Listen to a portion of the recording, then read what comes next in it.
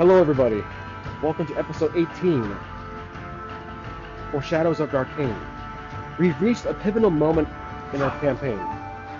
First, we defeated Commander Fisk. His death is huge, and that deserved a level up for my team. Second, Ellis and Clovis are both injured, gravely, mortally wounded. Specifically Ellis. Clovis is still conscious, though he is on his last leg. With Fisk's death, the Darkain cultists, from our point of view, have no set leader. Where is Laura? Is Commander Therian truly dead? Where or what has happened to Lord Balthazar? Is he held hostage up in his castle? We don't know. Again, we're working from the perspective of the player characters. The city guard, with Chip's sudden appearance and sudden death, does that signal that they, or at least a select few of city guards, are going to mutiny and retaliate against the royal guards. As we know, some of the royal guards, I believe, have fled. Many of them were Darkain cultists in disguise, using some illusion spell. With Clovis back on our team, how truly back is he? Does he have some lingering effects of being possessed by the Book of Decay? The Book of Decay has fled back as some kind of emergency fight or flight response the book has built into it with some spell. We don't know if it's sentient or not, but it flew back literally like Thor's hammer to the castle, at least behind it. We're assuming it's down in the dungeon somewhere, or it was recalled by somebody. We don't know. Now, the Phoenix. Red still has the Phoenix. That's a very, very, very minor quest. Return the bird to Orchid at the Maiden's Claw. The Phoenix is shapeshifter. We know this. What is its true form? That's another very, very minor detail we need to eventually cross. Now, because here are some house rules or house notes, which I will try to do every episode before we begin. I've been working on my own game. You guys are aware of that. The past few episodes or so have been kind of a playtest. I'm confident now my game has reached a good level, and I'm going to shelve it for now, which I've done before many times. I always like to go back to it, revisit it, playtest it, adjust the rules, sometimes on camera, sometimes on the side. But for now, we are done playtesting my rules, and it is going to be shelved for some time. However, I am going to be using now the same creator, Ben Milton, who made Maze Rats. I'll be using a more conventional D20 game that is not a D6 and doesn't have a degree of success system. Knave 2, the same creator from Maze Rats. I have already shifted the characters to these new character sheets in Knave 2 form. Here are the character details for each character. Ellis. These are the 6 ability scores, conventional, similar to D&D 5e. Everyone has been promoted to level 4. There is a new set of items, and each character has been healed. Some similar items to before, but some new weapons. Here is my excuse for this. There has been a slight time jump, about 5 or so minutes. Ellis was healed with some potion they found nearby at an abandoned merchant's table. Because they're surrounded by vendors, merchants, etc., flea market, they were able to find some potions, some healing items, some new weapons, new armor, etc. That is my story, my lore excuse for the change of rules and the change of characters and healing them up, as they have new stats that I have to adjust for in terms of Knave. The health-wise, Ellis is back, and he is at 16 out of 16. Red has 11 out of 11. Clovis has 12 out of 12, and Jules has 13 out of 13. Those are our characters, and as you can see, their pictures are on the screen for their visual representation. Now, the Oracle, we will be continuing using my tarot cards and the GameMaster's Apprentice base card deck.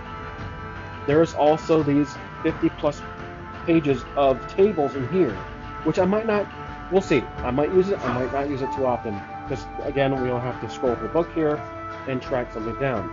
I don't want to bog down the story too much, because we're at a very pivotal point. So, my goal for this video is 30 or 45 minutes as usual.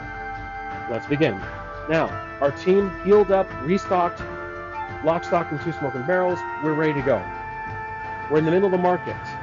We are standing in a line facing the castle.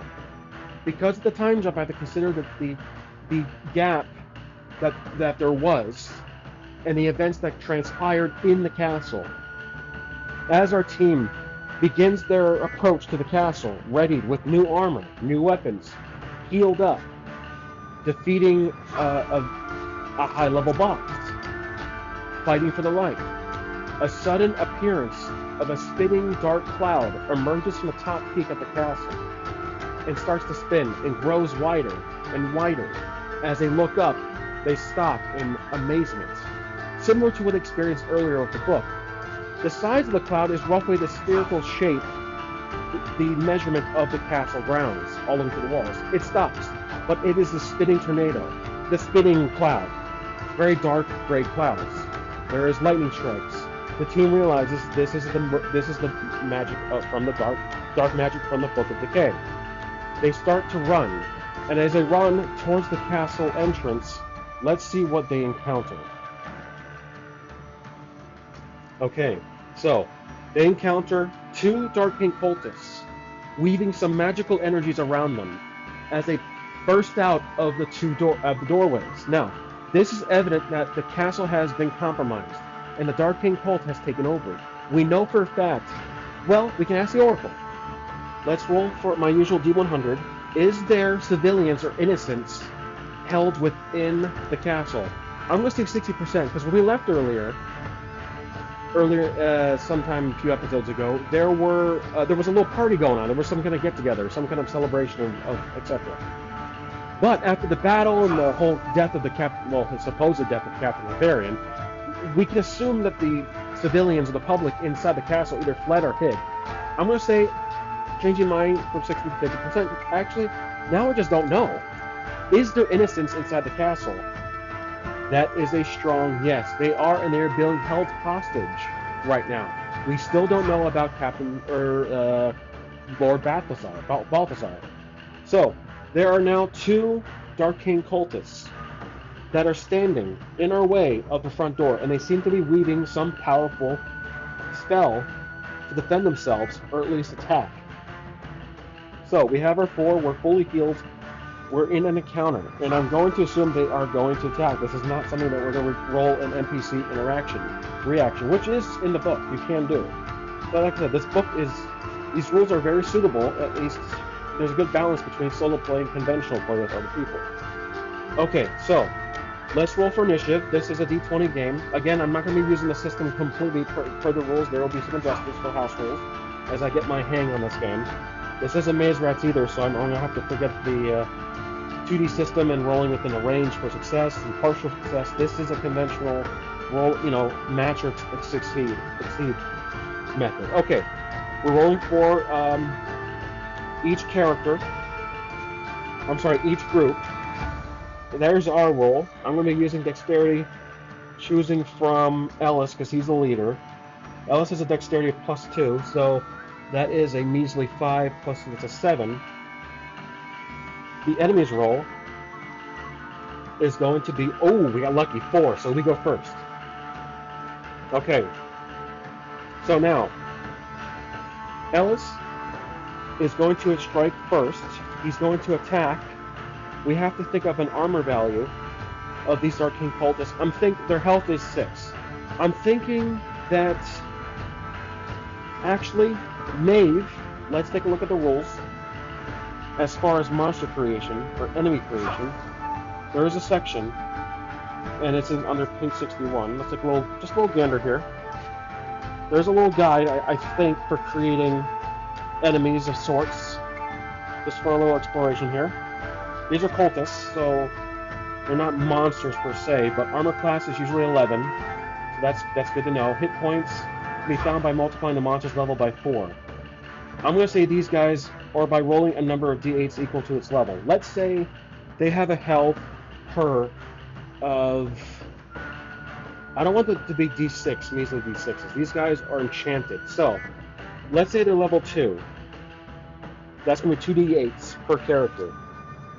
So, they both will have 6, 9. So, that's going to be pretty high. I'm going to say they're at 12 currently. we'll balance it out at 12. So let's get him a d12 per.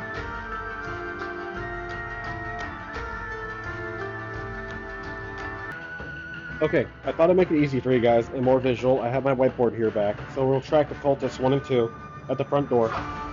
They are as follows. Their AC just matches their health to make it easy. So 10 AC, 10 HP. The default is 11. I don't know why it's a non-number, so I chose 10. Okay, so we go first. We're on initiative. I'm going to roll for attacking. Ellis is going to try to attack Cultist 1 with his weapon of choice, which is his longsword. So he has a d8 for damage. So I'll have to get my d8 ready. So we're rolling for attack. Plus dexterity or strength of 4, so that's going to be a hit no matter what. We roll for damage, and that's 4. So Cultist 1 is down to 6. Okay, now next is going to be, we'll do, if we go by turns, I'm going to say that Cultist 1 will go up first. Will go up now against, he chooses to attack red. As like I said, I'm bending the rules here. Usually go through your whole team. I'm going to do back and forth to make it more fair for both sides. More obviously rightfully so. Now, Cultist 2, or Cultist, 2 is supposed to be red. Cultist 2 is going to attack red. Red has an AC of 12 total. Here we go. This is a flat roll. That's going to be a hit against red. That's 18. That exceeds his armor class, or his armor points. So we have to roll his damage. The cultist damage will just be a regular d6 die. 4 damage. Okay, so red takes 4 damage. He's now down to 7. Now it's our turn. So red is going to go back, and now it's going to be Clovis. So Clovis did find 2 spell books on one of the merchant boots. Gravity Shift and Time Jump. These are magic spells books from the game, from the rules. Clovis is going to go after Cultist 1. He's going to roll, and he's going to actually just use his spear, which is a d8. He just makes it. That's going to hit, and the d8 for his spear, he's going to do, a puny 1 damage. But now Cultist 1 is down to 5. Okay. Now Cultist 1 is going to strike back against Jules. Or not strike back, he's going to attack Jules. Jules has an AC of 14. And that's going to be a miss. That's a 7. Okay. Now it is going to be, Jules decides to attack Cultist 2, trying to weaken him a bit as they stand in front of the doors. Now, we're going to roll for attack against the 10, plus the strength modifier of 2. That's 15 total. That's a hit.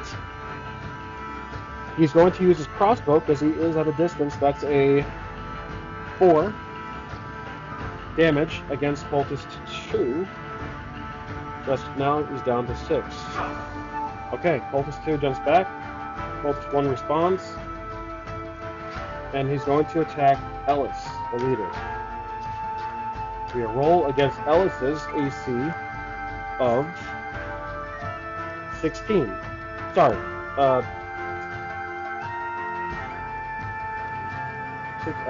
Yes, 16. Okay. Just double checking my work here. Ellis has an AC of 16 with 5 armor points. Okay. So, we're rolling for attacking with his. What I'll do is I'll roll the attack die also at the same time, which I don't do too often. I'm not sure. I'm curious if D&D players do that. Let me know if you do attack roll and damage roll at the same time, if it's even needed or if it just speeds things up. Besides me blabbering on. So I'll be using my longsword. Here we go. And I get 10 or higher. That is a hit. Oh, 6 damage against Cultist 1. He is out. Cultist 1 falls dead to the ground. However, the energy surrounding him, that strange, from the picture, that strange, like, wavy yellow energy surrounds him into a strange, like, cocoon shape, and then he awakens as a shadow demon. So he's back. But he's a shadow cultist. So it's kind of like a method of... kind of like it's a resurrection spell. But his AC will be lower with lower HP. So he's back in that form. And the team recognizes that if they kill this cultist 2, he will also come back with that same spell. So Ellis... So now Cultist 1, I should say, just a little 1 here. There we go. Cultist 2 jumps in to attack Ellis, another form of the magician, the wizard of our team. Okay, so he's going to attack. He has a AC. Clovis has an AC of 13. There we go. That is going to be 2. That's a miss. The Cultist 2 fires an energy blast, like a fireball, completely misses, as Ellis is able to dodge. Ellis is going to retaliate against Cultist 2, but not with the spells. He's going to save the spells for later. He's going to use his 2 daggers. He's going to run up and we're going to roll 2d6, choosing the highest of the 2. But first we gotta roll our attack against... So, that's a hit, and it's going to be 5. Cultist 2 is down to his last breath. Now Cultist 1 kind of mindlessly runs at Clovis for some reason. As he runs at Clovis, he's going to attempt to envelope with a giant shadowy hand that takes shape from the cultist, the shadow cultist, and almost covers. But let's roll to see if it works. And that is going to be... Ooh, that's a miss. Clovis, let's say narratively, of course. Red is quick enough to pull Clovis out of the way and strike. He's going to attempt to strike the shadow cultist with his... What will Red use here as a quick strike? He's going to use his own 2 daggers that he has. So we'll roll 2 daggers. Oh, that's a critical! Critical! So, that completely swipes. He swings both his daggers, swiping, cutting right through, running right through the shadowy creature, and almost feeling like he hits an actual physical being inside. And you can see the guts fly. It's almost like a zombie appears suddenly, screams, and then withers away, turning to dust. Cultist 1 has been defeated in a critical roll. Now, Cultist 2 attacks. He screams some kind of death chant, some kind of, in another language, cultist, some kind of Darkain chant. And he's going to attack with a weapon he spawns from his hand, some kind of like sword, some kind of energy sword. And he runs at Ellis. And he's going to strike. Ellis, let's see, like I said, has a 16 AC. That is a complete fail. Ellis effortlessly dodges as the cultist is blinded by his rage and attempts to swipe, but Ellis will retaliate and strike back with a roll using his longsword, which is a D8. As we roll, and that is going to be a hit. The damage is 3, defeating the cultist. As the cultist falls flat, the energy starts to do the same thing. However, Ellis is quickly, we're going to roll for dexterity, is he able to counteract this what they're familiar of, and stick the sword right through the back of the cultist before the energy engulfs him, envelopes him, turn him into that shadow demon. the Shadow Cultist. Let's roll for dexterity. I'm going to say the difficulty is going to be 10, which is the AC of the villain himself, the enemy. And oh, that's with dexterity, that's a +2, which, that's a 10. The sword strikes right through the back of the cultist, and the cultist screams out one last scream.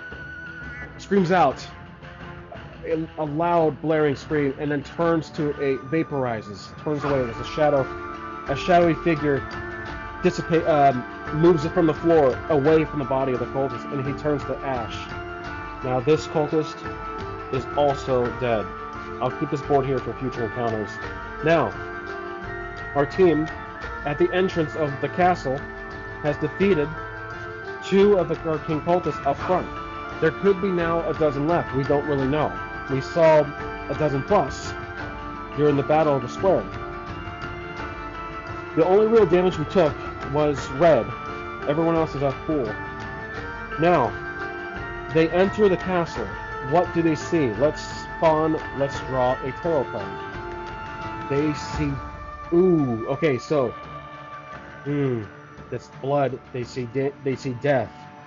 Unfortunately, they see dozens of dead bodies, nobles, high-ranking city officials, spread out through the entire first floor of the kingdom, of the castle.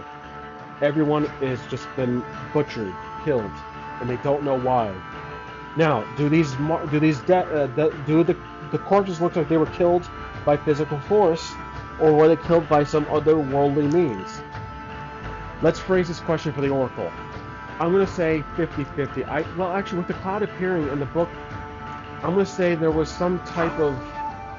This is tough. If there was death, corpses, it's hard to explain. The cultists ran into the castle, and maybe the civilians tried to fight back, or they got scared.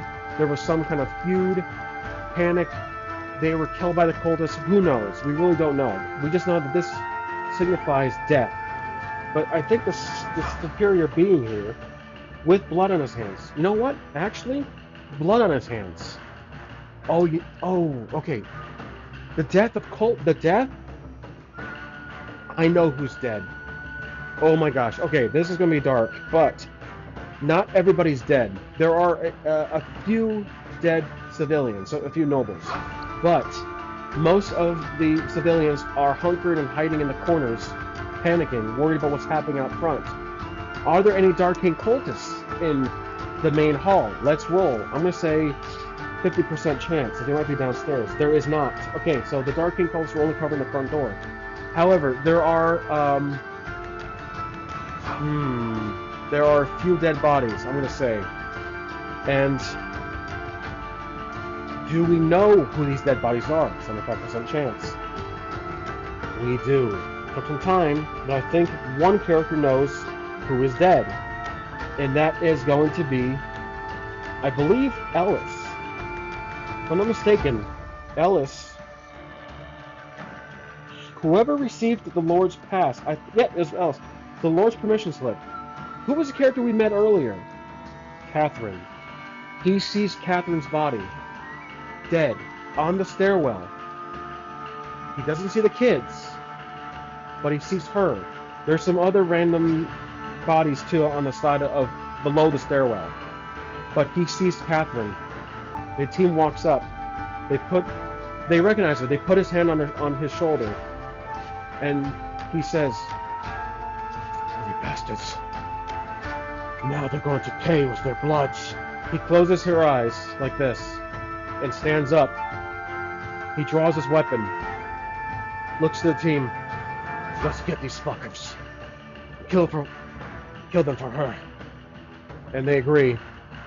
Let's end this now. They walk upstairs thinking that if she's dead on the stairwell, and there's no Darkain cultists around, most likely they're upstairs. So they walk upstairs. They see tracks of blood ascending the stairwell. So that was the dark part, just her death, because she was not a major character, she was a supporting minor character, and for this little moment, now they move on. So, as they approach the second floor, they see 2 dead royal guards who were the protectors. Loyal guards, not royal guards. loyal guards that were in the black robes from earlier, when we first got the permission slip, essentially, from Lord Balthazar. They're dead against the wall with spears through their chest. They're hanging there, straight through the wall, dead. And they pull their weapons out again, knowing that whatever they're looking for is behind that doorway. They look, Ellis tries to put his ear against the door to hear if he can hear anyone inside. Does he hear anything? Let's roll a check. I'm going to do just a standard difficulty of 10. Listening through a doorway should not be completely impossible. Okay. Oh, critical! Oh my gosh. Okay, so he hears, loud as day, a conversation. Well, let's roll. What does he hear? Let's use one of the GM Apprentice cards here. So he hears there is something whispering, odd whispering. Okay. Something about amusing, and the situation escalates. There is a sudden dispute happening. Okay, so he hears an argument. Does he recognize the voice? I don't think. Does he recognize? Well, it's a critical. He recognizes one of the voices. I'm gonna say one of them. No, critical. Actually, he pulls his. He readies his sword. Does he recognize the voices? I'm gonna say he does recognize both the voices. Now I have in mind what's going on here. He bursts through the door, weapon drawn, and steps in. The team right behind him. The door slams open, and we can see there are 2 Darkain cultists standing at the desk, and then there is Captain Hetharian. He is sitting at Lord Balthazar's chair, and he's having an argument with his 2 cultists. They turn around. Lord Hetharian stands up and says, "You fool! What are you doing here? How'd you get in?" Ellis steps forward. The 2 other cultists prepare for battle. They start drawing energy from their hands. Ellis stops maybe halfway down the room, the study. He says, "I knew you're still alive, you bastard. What have you done? Where's Lord Balthazar?" As they ask. And that's all they ask. Now, does the captain answer? Is time of the essence? Does he answer? Let's say 75% chance. Will he have a villain monologue? He does. Okay, he does have a villain monologue. The cultists prepare to battle, but Hetharian says, "Wait, no. These are mine." He stands up, and then he walks around the table. He steps in front of this cultist, and Hetharian looks completely unharmed. He's not dead. However, his eyes are blackened, and his voice sounds crackling, like it's not entirely him speaking. As he steps aside from behind one of the cultists walking in front of our team, the Book of Decay is in his hands at the moment. Now, let me prepare the dice just in case this goes south. We have, he will be a red die, more so a darker die. I know I have a darker d6 here somewhere. Here he is. Okay, so that's Hetharian. This is Captain Hetharian. Remember, he was supposedly dead, which was the whole point of the search against our team. And then he has 2 Darkain cultists right here, side by side with him. Okay, so let's get these cards out of here. Now, the dice. We see the Book of Decay, and the book actually looks damaged. There are cracks in it. There are little beams of light coming out of it. Clovis notices this, and he whispers to the team. He says, "The book is right there. You guys see this?" Ellis sees the book, and it's decaying. Well, not decaying. It's breaking. Hetharian looks to his cultists and say, "Now, you're probably wondering why I have the book." And again, his voice is not entirely his own. There's almost 2 layers of voices.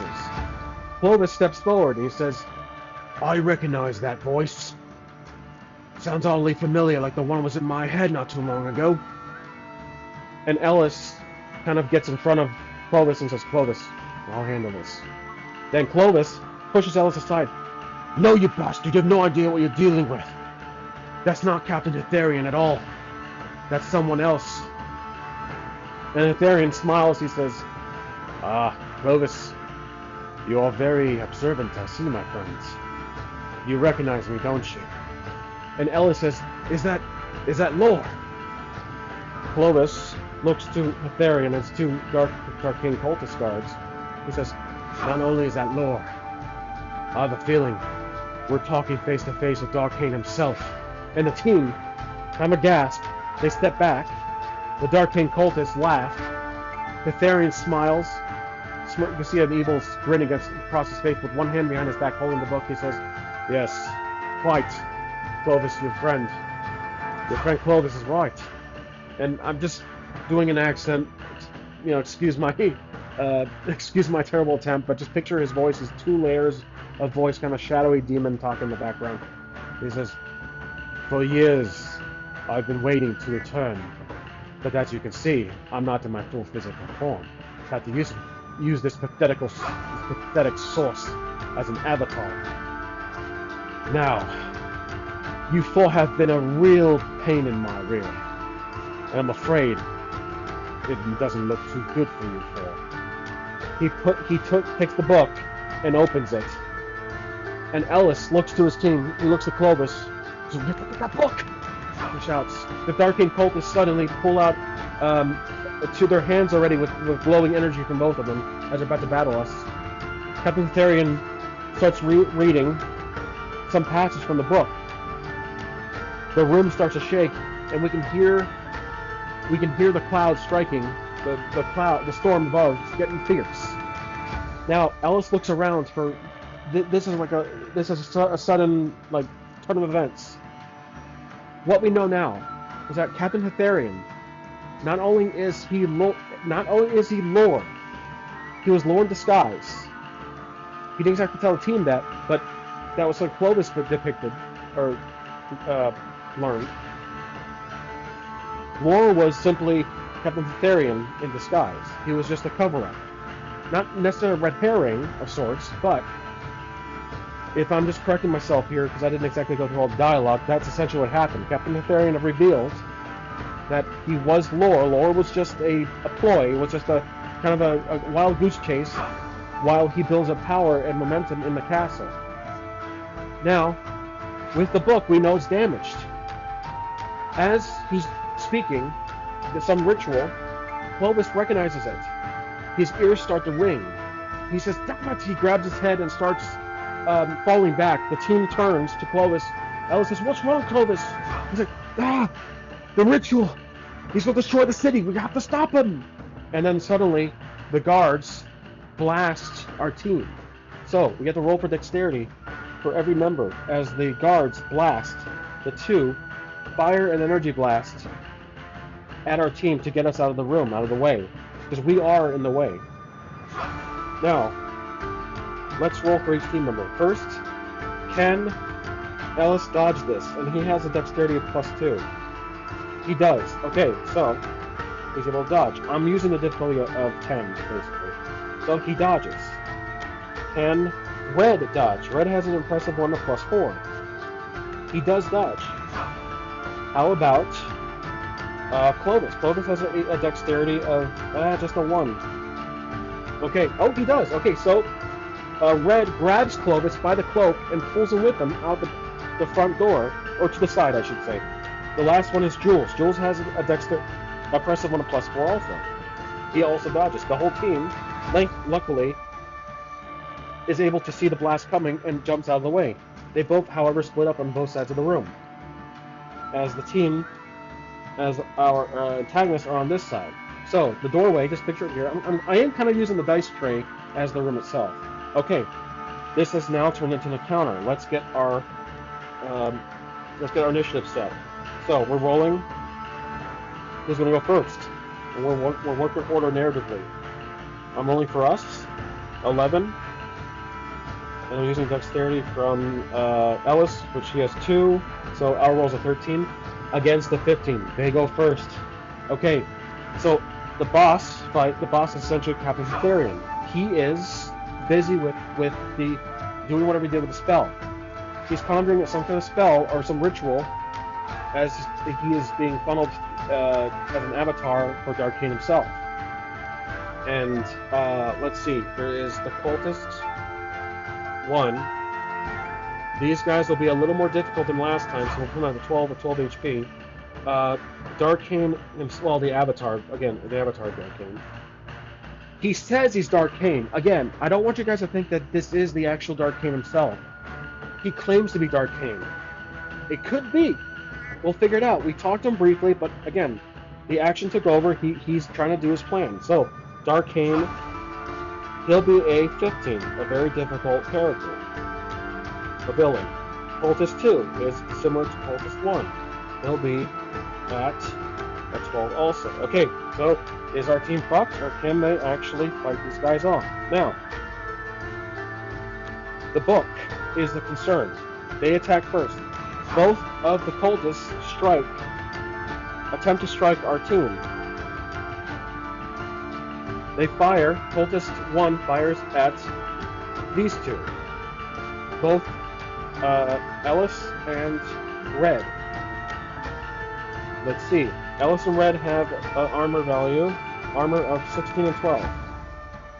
Okay, that is a 12. It doesn't hit either of them. Oh, I'm sorry, it does hit Red. Red has a 12. So, Red takes, I'm going to say, D4 damage. Red takes 1 damage. Luckily, it blasts and it hits his, he has Gamerson armor, I think? So he takes 1 damage. He's at 6 now. He covers it with his cloak, or with his rogue outfit. And the blast hits him, stumbles back a bit. Now it's our turn. Okay, I'm going to say Ellis attacks. He's going to attack He's going to try to attack Darkain. So he throws something. He throws one of his daggers from Confident from before, from the square fight. He'll throw his dagger with precision against Darkain, but we have to roll a 15 or higher for this. There will be +2 dexterity bonus. Ooh, not good enough. 11. So he lost a dagger. So I'm going to take 1 dagger away. He just has a D6 dagger now. The dagger appears to hit some kind of shield around Darkain's avatar. The dagger bounces off and falls onto the ground. That was his attack. Next is Darkain Cultist 2. He's going to strike this team on the side. 3 and 4, Clovis and Jules. They both have an AC of 13-14.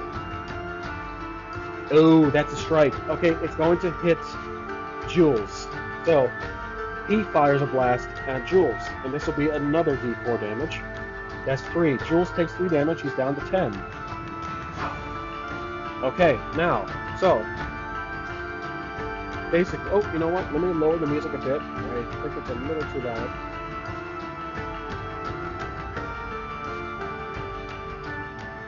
There we go. Okay. Now, Clovis is going to attack them. And this might be the time to use a spell. So, with spells, I know it's a little different in this game, but I'm going to just go by my gut and use a house rule. Clovis is going to use Gravity Shift. And it's a spell book, I think. These are spell books. Let's go to our spells and see what this does. Spells. 22. Okay, so 22. This is one of the spells. Gravity Shift. Intelligent creatures can alter their down direction at will. So we can affect one creature. Well, that creature is going to be Darkain. He wants to use a spell on Darkain. Okay. The spell casting, if we are going to go by the rules, takes 1 action. Each spell can only be used once per day. Okay. They can only use spell equal to their intelligence, which is 1. I probably should put more in. Oh no, I'm sorry, I have 4. I'm sorry, he has 4. So he's going to use gravity on all these guys here, but he has to roll +4 with a d20 equal to Darkain's or higher. Here we go. Use gravity shift, and as a GM, I'll decide what happens. And that's a complete fail. Shoot. So 5, 6, 7. That's nothing. The spell book. He opens it and shouts a spell. Does a shout, and the spell has no effect. A couple of the wooden planks of floor lift up, and then nothing happens. So the spell book has been used. Check that off the mark here. So he's embarrassed. He jumps back to the side as he attempts to jump. The cultist 1 will strike Clovis with one of his. Oh, that's a 13. Okay, so Clovis has an AC of 13, so it's a hit. Another energy blast of D6 this time. A lot stronger. That's 1 damage. Okay, so luckily nothing really that threatful. Now it's our turn. And then the team, Ellis is going to run up to the cultist, get up close and personal. He's going to run up and use his... But as he runs up, is he able to get through the shield with brute force? Let's roll. This will be a strength check against 15. He's not able to. He's pushed back with the shield.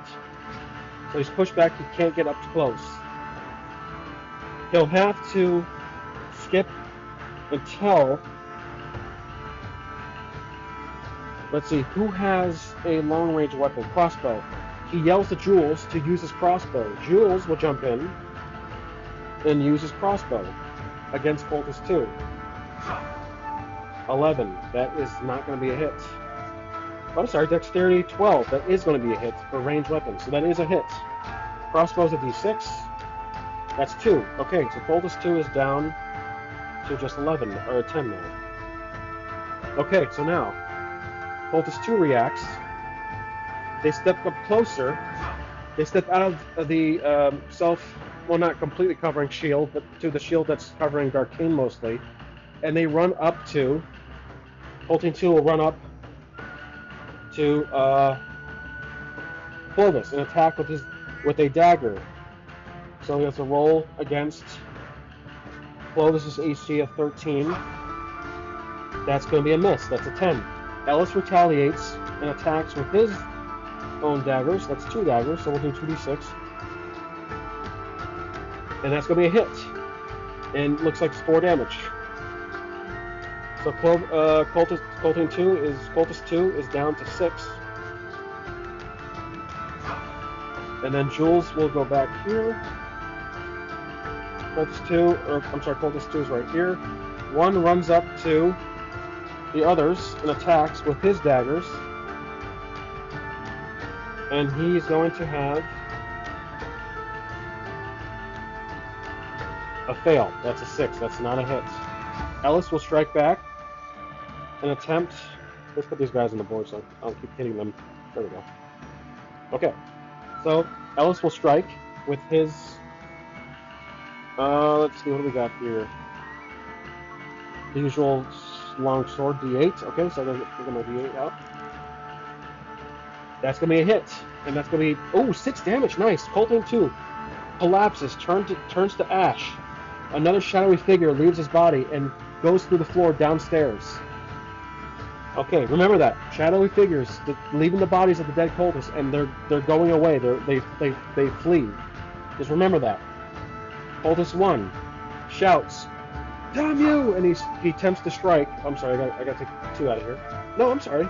I did the wrong guy. Ah, shoot. Whatever. Here's what we're gonna do. We'll flip. Cultist 1's right there. I apologize. I got them mixed up. Cultist 1 is over here.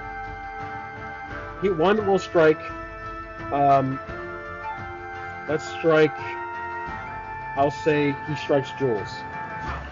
Jules is. We're gonna roll against Jules' AC of. His AC of 14, and that's a 6. That's a fail. Now, the building starts to shake more, starts to crumble. Captain Hytharian's eyes have a ray of light popping out of it. He says, he looks up into the air, and the ceiling collapses above us, and he starts to float as he floats up. And Ellis we need to dodge the falling debris. So, let's roll dexterity for each character. Ellis, +2 dexterity against the. He does not. I'm doing the difficulty of Darkain. He gets hit by debris, and that'll be a D4. So Ellis gets hit by debris at D4. That's going to be a 1, so I'll take 1 damage.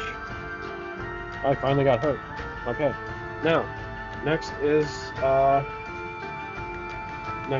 Red. Red is going to try to dodge. Red has a higher of 4.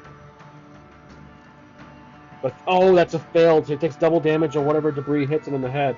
Okay, so 2 times damage of this. That's a 2. That's 4 damage. Oh, Red is at 2 HP at the moment. He needs to use a potion fast. The third character to dodge will be Clovis. Clovis has a bonus of 1, and that just matches Darkain. He dodges. Red takes no damage.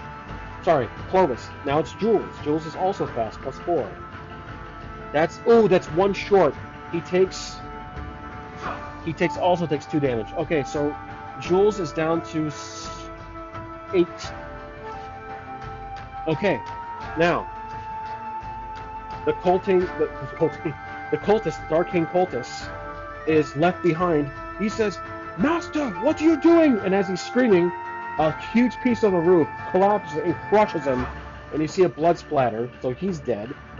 Now the team, mostly covered in debris, crawl out of the debris, looking up as they see and I haven't forgot about the companion, Phoenix. The Phoenix flies off as it's almost crushed by... I'm sorry, I skipped back a bit. He almost the Phoenix bird flies off before Red gets crushed. I gotta write down the companion for Red. I keep forgetting. So, companion, the Phoenix. Okay, Phoenix has been very versatile. I don't really any stats with it. So, the bird flies up in the sky, kind of out of sight, not really sure where it's going, as it's got scared from the crumbling roof. Darkain floats into the sky, and the barrier starts to surround Hytharion. The book, however, the book's cracks grow in intensity, and Clovis drops to his knees as he starts to hear a screaming. He goes, "Ah! It's in my head! I can't get it out!" And Ellis, she starts screaming like Arnold Schwarzenegger. "Ah!" And Ellis turns around and says, "Clovis, what's happening up there? What do you hear?" He says, I hear Darkain screaming. There's something wrong." And then suddenly Hytharion, as he's looking very formal and well maintained composure, the book starts to shake. Hytharion looks at it, and the book's cracks start to grow out of the book's coverings. And as he's reading it, and Hytharion's like, "What is this? What's happening to my book?" And as it's starting to crack, Alice thinks quick, and he doesn't have that pull from before. However, he looks to... The book is vulnerable. That's just what I'm basically trying to say here. The book is vulnerable. He looks to... who has the weapon I'm thinking of? Okay, crossbow. He looks to Jules. He tells Jules, "Jules, the book! Can you fire?" And Clovis interjects and says, "No, I'm sorry, doesn't interject." Jules says, I don't know. It possibly, but isn't there some kind of shield, protection barrier?" Clovis is still hearing the screeches, but however, he's hearing the conversation around him. He says, "No, the book. It's vulnerable. Shoot now! Shoot now!" And then suddenly, Jules will roll. I'm doing an advantage here because the book is vulnerable. So, +4 on this, and the difficulty's still high. Oh yeah, I forgot to get rid of this guy. He's dead. There we go. Little wiping noise. Okay, here we go. We're rolling for this $1 million shot with advantage. So I'm getting a little extra kick to Jules' crossbow at the book. +4, and look at that, 16. +4 is 19. So not a critical, not a non-natural 20. It is just enough. The crossbow shoots, flies through the air, and somehow penetrates just an opening in the shield, crosses through cinematically. Catherian can see can see it coming. He tries to move the book out of the way, but the arrow strikes right into the back spine of the book, hits the book, and suddenly it crops. Well, if it was a critical roll, I would say that the arrow would have shot through and killed, or at least wounded, Catherian, but it was just a good enough roll. So the arrow punctures the book. The book cracks, and almost as if it splits in two, like it's plastic, like it's just like it's basically a hard surface material. And here's what happens. The magician. Okay. There's the book. I don't know about that card. Let me try it. Let's see what happens. I might use an oracle card. If it doesn't please us, I will probably just have to use. I'll just have to make something up. Alright, so I'm thinking, what do we see? A weapon held casually. Fire. A fail? Yeah, I'm not really liking this. I think this is more so up to me. So, does the book... We know for a fact the book will break with this roll. So it's successful. The arrow hits the book. Catherian, seeing it, the book starts to catch fire. It starts to burn, and some like strange white energy, some white flame bursts in. The book explodes. There's a huge explosion in the sky. Catherian goes flying back down onto the ground somewhere outside the castle walls. Probably hits the roof, falls back. He's blown out of sight. We can't see him. The book explodes. There's a huge spherical, like a kind of like a UFO-shaped blast of light that shoots out of the book, and you can hear screams of souls and victims of the book scream out. The sky clears. There is the clouds vaporize. They disappear. We can see as the explosion clears of pure white energy. Our team open their eyes and they can see the pieces of the paper of the book floating down in front of them. They catch fire like a blue flame as they hit the ground and disintegrate. The building is no longer shaking. The roof is completely collapsed. There's a huge opening in the roof. The ceiling that's completely invisible and obvious. Now the team's looking around like, what just happened? Clovis stands up. He says, I don't hear the screams anymore. It's gone. My mind is clear. Ellis walks up to Clovis. Ellis walks up to Clovis, puts his hand on his shoulder. He says, "Well done, my friend. You're back." And then he walks up to Jules. He says, "Damn good shot, my friend," and shakes his hand. Now, while they're shaking their hands, they're wondering. Clovis mentions to the team, "The shadows," and Ellis is like, "What shadows? What are we talking about?" Clovis says, "Remember, Clovis is experienced. He's experienced with the Darkain cult here. He says, every time we killed a Darkain cultist, there was a shadow that fled them, their body, as if they're possessed, and almost went downstairs. The team realizes the dungeon. So, however, Alice is like, well, wait, where's Lord Balthazar?" They look around the room, quickly looking around the room. They don't see a body. They don't see Lord Balthazar. He's not there. Where is he? Was he actually killed? So, they leave the room, and they get to the stairwell. They see people fleeing. Some people looking up, noticing the team. It's just the nobles. It's the civilians. And they look up, and then they run out. They don't acknowledge the team. They just look up, see them, and they leave. So people are fleeing. The last of the hostages, I guess. The team, not really expecting any standing ovation, they say. Ellis tells the team, "It doesn't look like we're done yet. There's something beneath the castle. We need to look in that dungeon." So they run outside. They get outside. It is clear out. It's day. There are people running, panicking. There's not really much happening in the center square. As they get to the castle doors, they leave the castle. They get outside. They're in the kind of the open patio, outside the castle grounds. And once they get up to the gate that's kind of bursted open, like the gates hanging off the hinges. There's the dead Darkain cultists from earlier. Actually, no, I'm sorry. They vaporized. They're gone. They see a few members of the city guard running up to the castle. They stop. and they see the four. They're like, "You four, what are you guys doing here? What happened?" And the four said, "Captain Hetherian, he's alive. He's the one responsible for the Darkain. We just defeated him upstairs, but we can't find Lord Balthazar, the city guard." I'm gonna say there's like 6 city guardsmen. They're kind of the makeshift armor weapons. They've been kind of depleted. They're not really the bravest, but well, they're the bravest individuals, but they're like kind of a mixture of young and old. So not, like the city guard are kind of a volunteer basis. It's kind of a job. It's like you have to do 2 or 3 years of service. Here's some world building, by the way. When you grow up, a male, when you're a male gender, you have to go through 2 to 3 years of service with the city guard. Generally a peaceful job until a demon overlord, a dark overlord, comes back to life, supposedly, and attacks the city. So there's 6 of them, mixture of young and old.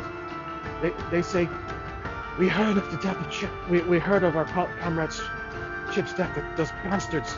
We found his body back there. We have to avenge his death." And Ellis said, and I think Red was the friend, kind of befriended acquaintance to Red steps forward and says, "Yes, Chip was brave. I saw him, but his death did not go in vain. We killed Commander Fist, that bastard. He was also part of this. He was responsible for Chip's death and many others. But we're not done yet." The city guard replied, "What do you mean? If Captain Hetherian and Commander Fisk were both part of it and dead, what else is there left to do?" They look to Clovis, and Clovis takes a step forward, kind of to himself. Just picture his appearance right here on the screen. He says, "There's more dark powers at play here, and I can feel it beneath our feet. We have to explore the dungeon below. Our answers will lie down beneath." And the city guard look at each other and says, "Dungeon?" Now, they're not. Are the city guards aware of the dungeon? I'm going to roll for this. I'm going to say 50-50. They don't know. They've heard rumors, but they don't. They said dungeon. There's really where? And Ellis says, "Follow me." So they follow, but do the royal guards follow? Are they brave enough to go in some kind of mysterious dark dungeon? There's a 75% chance. They are. Yep. So they follow. Okay. So the team of 4 and 6 guards follow. We're running around the walls. As we get to the doorway, it is blocked by a not Darkain cultist, but the door itself is turned to solid stone, like it's never been there. The path of cobblestone leads up to where the door would, and then there's grass beyond that because there's no other trail around the castle. The path stops, and you can see a door frame, but it's stone. The team stares there blindly, saying, Clovis looks to Ellis and says, "What happened to the fucking door?" And Ellis looks back at Clovis, and it cuts to black. We're going to cut it right there. This is the end of episode 18. I hope you guys enjoyed. I am really enjoying this kind of new chapter in this campaign. You can cut now, the episode's over, but I'm going to go on my usual rant and review and recap. I like this approach I'm doing when I had just there's no note taking. I use my record as the notes, and I use AI to summarize it with UT Transcript and some other software. But essentially, me walking around here, I don't necessarily have to use these too much because I can feel the fireworks in my head as the story is moving on. But I hope you guys did enjoy, and I hope you're okay with the Knave system. I like it. It's not too bad. I'll get some getting used to it because again, I'm not a particularly huge fan of D20, but I wanted, in respect for Maze Rats and the creator, I wanted to give some time to Knave 2. I changed my mind on D20, but I wanted to try Knave 2 in respect for Ben Milton, the creator. Like I said, he made this. It's an amazing amount of material in here, and the tables plus here are the credits if you're curious. But Maze Rats, because Maze Rats is by far my favorite system of all time, over D&D, etc.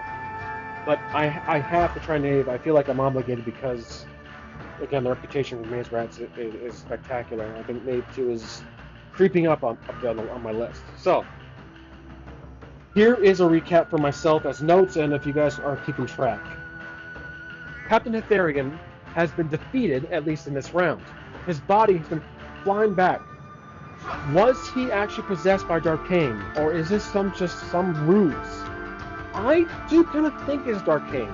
He was. It makes sense. An evil overlord who is in another realm, the underworld, or dead. If he is dead, was using the book as a passage to whoever held it to use it as an avatar. So that makes me think Clovis was briefly an avatar of Darkain. However, he was more ruthless. So whoever's holding the book still has their own personality attached to the, but can be spoken through as Darkain. That's what I think. So whoever holds the book, which is now destroyed, was possessed by Darkain, but still part of them was in control, but kind of really manipulated and compromised to do at Darkain's bidding. Hetharian was facetious and obviously was well aware and probably the brainchild of this whole plan. Possibly. Commander Fisk, I feel, was just a pawn, but he was in such high royalty in the hierarchy of the command that we thought he was essentially the one-all, be-all antagonist of the story, of this campaign setting. But he was just the runner-up. I think even though Captain Hetharian was beneath him in the city ranking, he was actually in charge. Here's the other question. Where the hell is Lord Balthazar? We obviously know that his body wasn't found in the study, in Balthazar's office. Captain Hetharian was sitting there acting like him. That was very suspicious. So now the book's destroyed. We have to find out what's down there in the dungeon, finally, so we'll actually do some conventional dungeon crawling here in a second, if we can get through that damn brick wall, or that stone wall, which is in place of the door itself. This must be...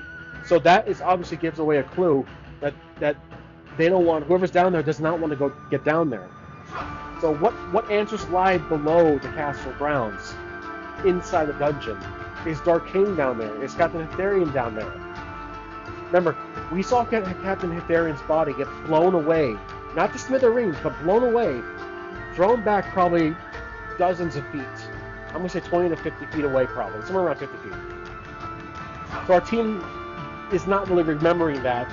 I probably made a mistake myself, but I'm going to say the team is just too focused on the door.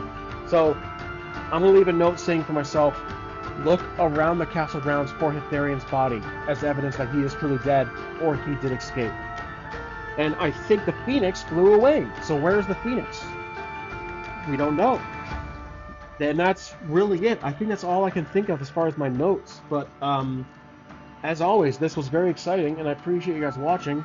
And I most likely will do another episode tomorrow. So hope you guys had a good Labor Day, and I'll see you next time on Shadows of Darkain. Thank you for watching.